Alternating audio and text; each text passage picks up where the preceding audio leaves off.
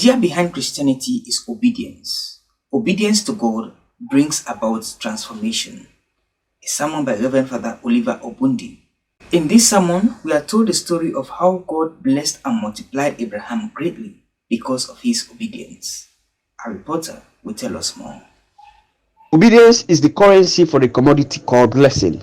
When you obey, you will be blessed. In view of this fact, Reverend Father Oliver Orbunde preached a sermon about obedience. In his preaching, the man of God used the story of Abraham to explain the meaning of obedience. Abraham left his comfort zone to journey to a faraway country in obedience to God. According to Father Orbunde, obedience is the idea behind Christianity. Like Abraham, we are called to obey God without questioning. In addition, Father Orbunde explained how God transformed Abraham and blessed him abundantly as a result of his obedience. There is no other way to be happy but to trust and obey, the man of God confirmed. Abraham faced the most challenging moment in his lifetime. He was tried by God. He was called by God, and he embarked on a very difficult and big mission. Listen to the words of God to Abraham. He said, "Go from your country and your kindred and your father's house to a place I will show you." His vision was not clear. He didn't know where he was asked to go. He just told him, leave. And at this point of his mission, Abraham was 75 years old. So you look at the age factor too. Imagine calling an old man and telling an old man to run. You want to kill the person.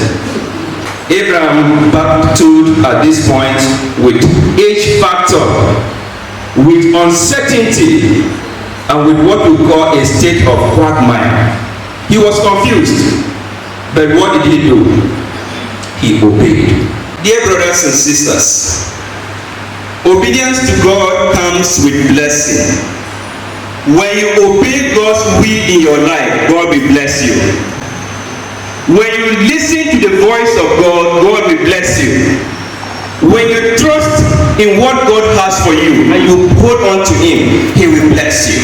The idea surrounding Christianity is obedience.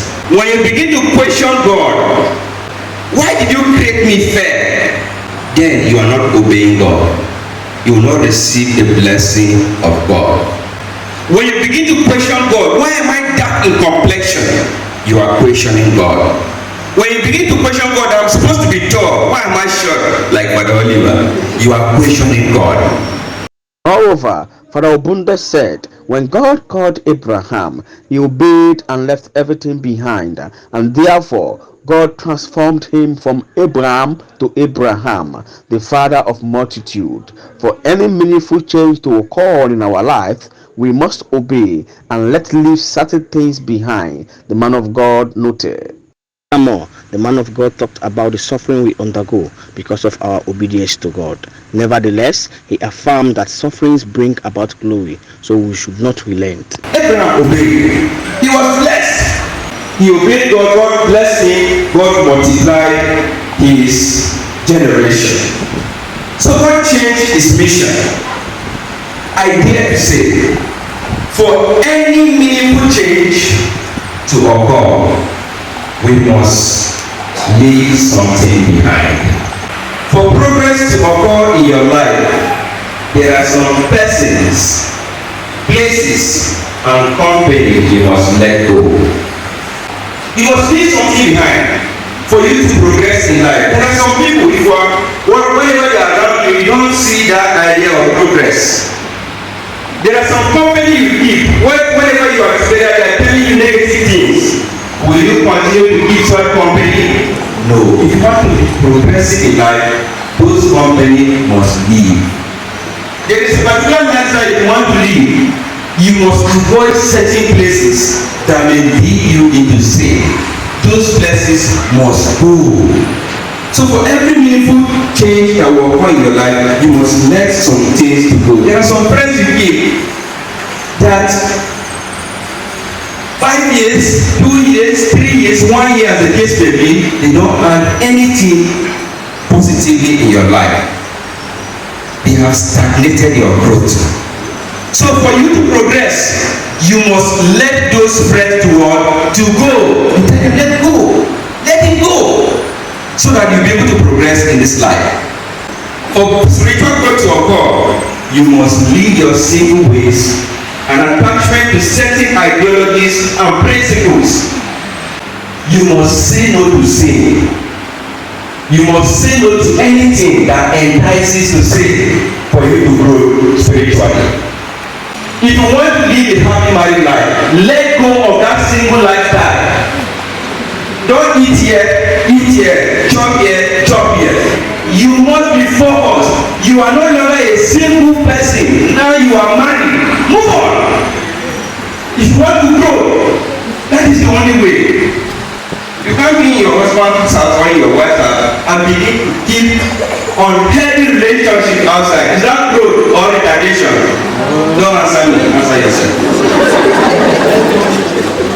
If you have chosen to be a celibate or to live a chaste life, then those tendencies must go. You can't be a priest and at the same time be a married. There is no concept like that. No, sure. So the honest thing is that you should live a faithful life, because when you begin to look forward and look backward, there is no growth. And all this analysis we are giving is just to profess the fact that when God called Abraham, he obeyed.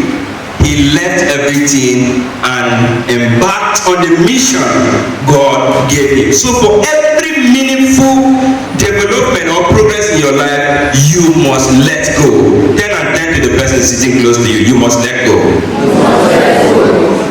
Conclusion. Father Orbunde said, we are called to listen to Jesus through the teaching authority of the church. We are called to leave our comfort zones and meet the Lord at the mountain of transformation, where we shall experience the glory, love, and peace of Christ. Gnbc News, Borderline Nabi report.